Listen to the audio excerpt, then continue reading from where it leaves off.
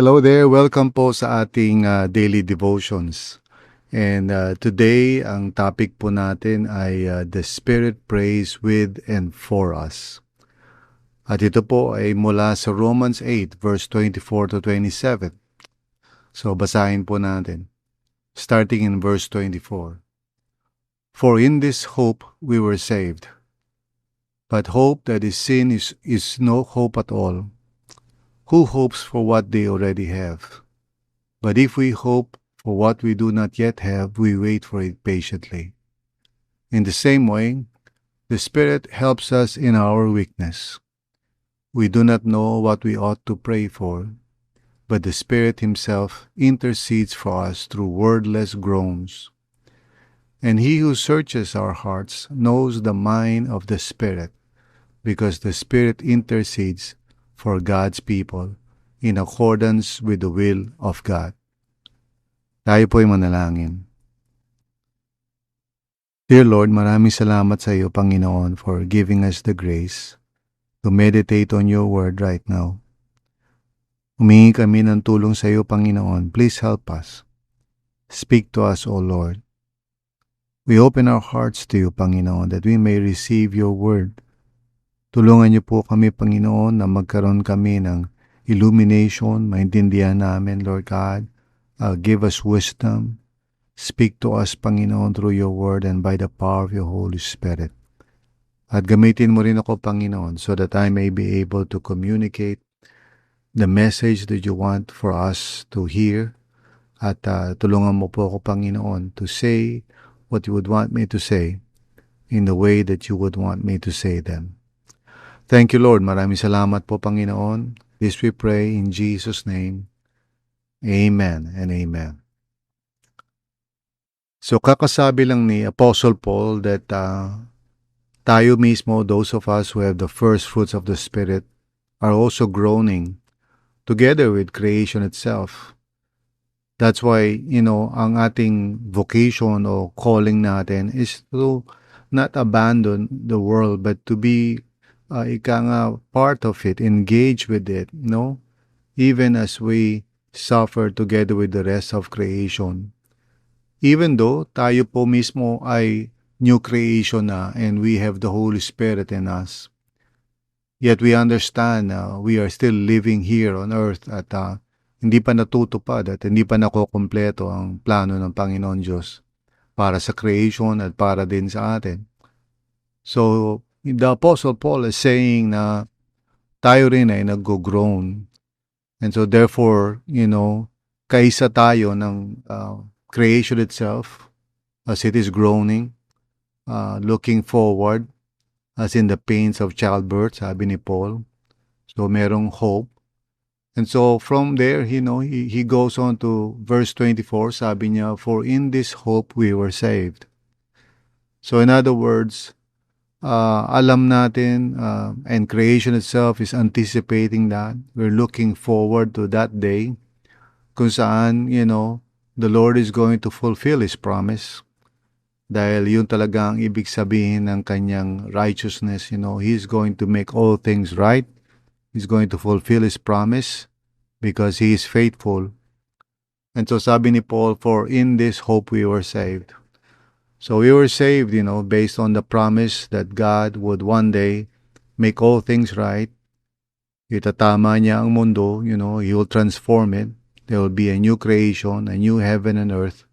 At tayo rin mismo, having been washed by the blood of Jesus and being filled with the Holy Spirit, will one day have resurrection bodies. And so, pagdating ng araw na yun, of course, that would be a glorious day. At sinasabi ni Paul na ito yung hope natin. This is the blessed hope that we have. But then he adds, sabi niya, but hope that is seen is no hope at all. So he's trying to tell the believers in Rome and as well as tayo ngayon, that we continue to live based on this hope, even though hindi pa natin nakikita, and yet our lives right now must reflect the reality of both the now and the not yet. In other words, Alam natin that we now belong to God's kingdom. We have the Holy Spirit. We are God's children. Meron tayong vocation at meron tinatawag ang Panginoon para sa atin na gawin natin, which is His will, you know. Na sabi nga niya, tinuro niya sa atin sa the Lord's Prayer, no?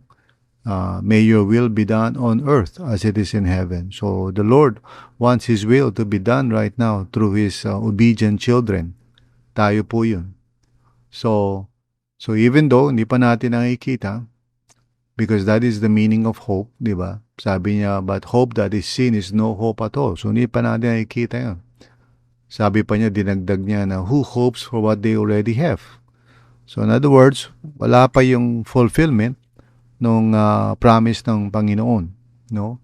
Kung saan matutupad na lahat yung kanyang covenant promises, no? To Abraham, Isaac, and Jacob, kung saan, the whole earth, will be inherited by us, Kaya tinawag tayong heirs of God and co-heirs with Christ because we are going to receive this glorious inheritance one day, which is no other than the whole redeemed earth transformed by the Spirit. So, wala pa yun, di ba?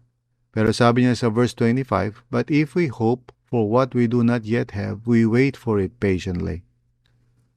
So, we are not just simply parang wishing na sana things would become better. We know that the Lord has promised this, and so we look forward to it, but at the same time, it impacts our life right now.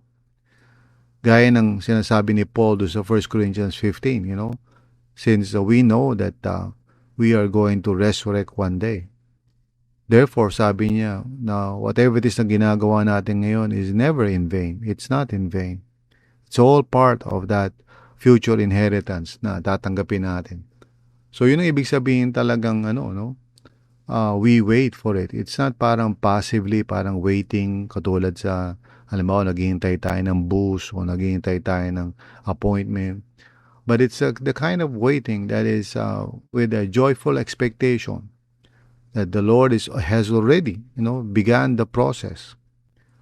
Hindi yung parang hinihintay pa natin na merong pang parang, mag-uumpisa pa lang in the future. Hindi, nag-umpisa na yan eh.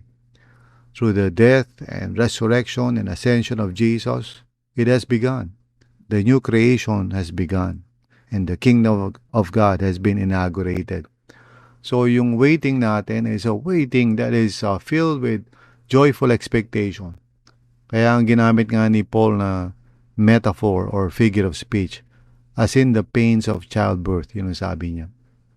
So, from verse 26, sabi niya, in the same way, no? So, it is still the same thought na kanyang sinasabi sa atin, na creation is groaning, tayo rin we're groaning. So, now he introduces a surprising thing. The Spirit is also groaning. Sabi niya, in the same way, the Spirit helps us in our weakness. Now, what does that mean, Well, gaya nga ng pinag-uusapan natin even at the very start of Romans 8 and even reflecting on Romans 7, siyempre the flesh is weak. We are weak. We are limited in so many different ways. Yes, sometimes the world may want us to think na marami tayong kaya or kaya natin to, kaya natin ganyan. But we know better, Minsan sinasabi ng mga tao, you set your mind on this, set your mind on that, believe in yourself. Maraming sinasabi ng mga tao sa mundo. And to a certain extent, what they're saying is true. We can do something, we can do a lot of things if we set our hearts into doing it. Pero as far as God's eternal purposes are concerned, we are not capable of accomplishing it. We are not capable of fulfilling the righteousness of God. We are limited. That's why we need the Holy Spirit. And the good news is that the Spirit helps us in our weakness. No? At ano yung weakness niyan? He clarifies further. Sabi niya, we do not know what we ought to pray for. So maraming mga pagkakataon, minsan we are at a loss. Ano ba ang dapat natin ipag-pray? Ano ba ang dapat natin hilingin sa Panginoon? But then he says this, sabi niya, but the Spirit Himself intercedes for us through wordless groans. So namamagitan ng Holy Spirit sa atin, and He's using even our prayers, joining Himself in our prayers. Imagine that, no? The Holy Spirit, no, is actually helping us to pray, giving us the grace to pray in accordance with His will. Kasi sabi rito, and He who searches our hearts, and that is of course referring to God, knows the mind of the Spirit, because the Spirit intercedes for God's people in accordance with the will of God. So ano ba yung wordless groans na yan na sinasabi niya sa verse 26, no? Of course, it doesn't tell us exactly kung ano yun, no? Some people might think that it's speaking in tongues, but there's no indication that that's what he's referring to. Could be, no? Pero hindi naman niya precisely sinasabi kung ano yun. But it could just simply mean those times when we are praying and we're just groaning inside because things are happening na we witness natin to, even in ourselves siguro, or in the world around us. Maybe nakaka-witness tayo ng injustice or crime or whatever, and it just breaks our hearts. O kaya tayo mismo, we see in ourselves yung inconsistency, yung failures natin.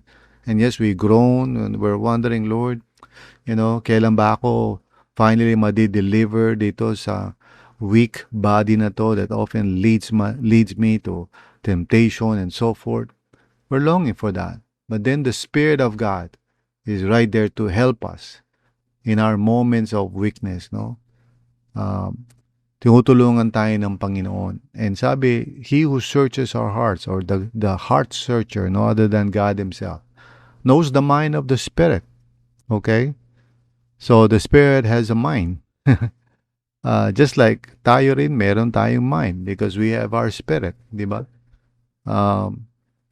Itong language na ito, is of course analogical language. No, we cannot press it to its precise definitions. The Lord is giving us some picture here of what is going on in the spiritual realm that is really beyond our comprehension. But He's using words, that we can somehow imagine.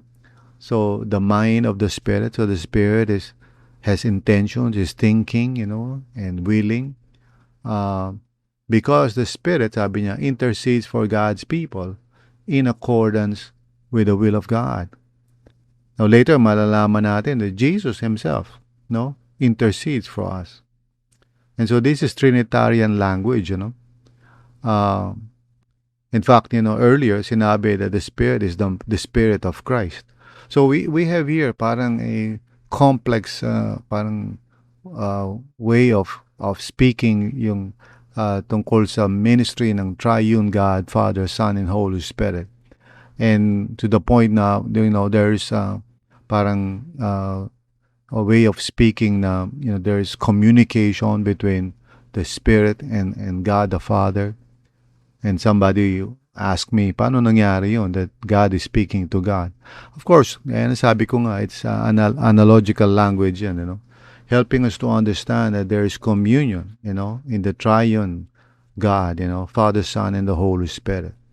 There is a union and a communication, between Father, Son, and Holy Spirit. That's what we get from these words na nababasa natin dito. But let's not press it to the point, paano nangyari yun? Because, this is Trinitarian language, Parang katulad nung binaptize si Jesus, the Father spoke. Then the Holy Spirit came upon Him like a dove. So all three, Father, Son, and Holy Spirit, present at that moment. So this is, again, analogical language, We cannot press it forward and say, teka muna, paano nangyari yun? The Father, the Son, ganon, the Holy Spirit. Actually, I'm not capable of really explaining all of that. All I know is that God, the Father, the Son, the Holy Spirit are all at work. Kaya nga sinasabi ko, God is not asleep. He is at work. He is praying with and for us and through us, giving us even the groanings, that is in accordance with His will, so that we can pray, okay, according to the will of God, which also means that God hears it, and so therefore God answers it. Amen? If it is in accordance with the will of God, then we know that God is going to work out everything in partnership with us, which is what we're going to learn tomorrow and Saturday. So, napakabuti ng ating Panginoon that He's giving us this encouragement na kahit minsan sa mga times na nangihina tayo or we're not able to articulate talaga yung prayer natin properly, well, the Holy Spirit is with us. He's praying for us. He's praying to intercede for us. He's praying through us, giving us the groanings na minsan, wordless groanings nga sabi, in order for us to pray more, in accordance with the will of God. So, praise God, di tayo nag-iisa. Even in our limited capacity, pag tayo ay nagpe-pray, the Lord is with us. No? So, purihin ang Panginoon. The Spirit groans also. Just like creation grows, and tayo rin we groan, and the Spirit groans. So God is very much engaged in the world, and He wants to impart yung kanyang emotions and thoughts to us through the mind of the Spirit. Kasi gusto niya na maramdaman natin yung kanyang nararamdaman for the world. God is not afar na parang, detached siya like some people think. No, yung mga deism na beliefs na parang the Lord is detached from the world He created. That is not true. No, God is very much involved, that He is in fact groaning together with creation that is groaning and together with His people who are groaning. So there is a multiplicity of groaning dito, no? A communion of groaning. That means na God wants to impart, burdens with us, about how He cares for the world and how He wants good things to be done in the world. So, ito yung ginagawa ng Panginoon, is looking to and fro for people who are willing to open themselves up, to the influence of the Holy Spirit, so that the good things that God wants to be done can be done from the proper motivation. Amen? That's why sinasabi ko nga sa mga tao when they're planning for ministry, just pray and wait for the Lord to impart to you yung burden ng heart niya for people. Don't go ahead. Don't do anything unless you can feel as the Spirit leads kung ano yung nararamdaman ng Panginoon. Whether for a target area or a target group or whatever ministry na naiisip natin, let the Lord impart to you yung heart niya for that place or that group of people or whatever. Let's say meron kang gustong i-reach out ng mga tao, God will impart to you yung burden niya for those people. He will share with you His heart. Ganon ang Panginoon kumilos sa buhay natin. He is not asleep. He is working in and through us. And we're going to see that, no? For the last two devotions natin, how the Lord desires to partner with us. Amen. Looking forward to talk about that, no? Tomorrow and Saturday. But for now, purihin ang Panginoon. We are not alone even in our prayers, even do sa mga nararanasan natin, na kahinaan. The Lord is with us. And in fact, the Lord wants to impart His burdens and His heart with us so that together we can pray. Amen? That's the will of the Lord para sa atin. Meron tayong vocation to be part and to be engaged with the sufferings of this world. Not to be, wag tayong parang detached or trying to escape. We are very much involved in the sufferings of this world. We live in hope, and God has called us to bring hope to people through the saving knowledge of Jesus Christ. Amen. So tayo po'y manalangin. Lord, maraming salamat po, Panginoon. We thank you, we praise you. You are a good, good Father to us, and you have given us your Holy Spirit so that we may feel what you feel and have the burden that you have in your heart for people. Tulungan niyo po kami to listen, to pay attention to your Holy Spirit, to allow you to move in our hearts, Panginoon, and help us to be aware when that happens so that we can open our hearts and receive your word sa puso namin. Maraming salamat po, Panginoon. Thank you, Lord. It is in Jesus' name we pray. Amen and amen. Thank you for listening to this episode. We hope you were encouraged and edified to continue following the Lord and growing in your faith together with others. If this content helped you, consider sharing it with others. Also, if you would like to support this ministry, please visit solo.to/rlccphil. That's solo.to/rlccphil. See you again.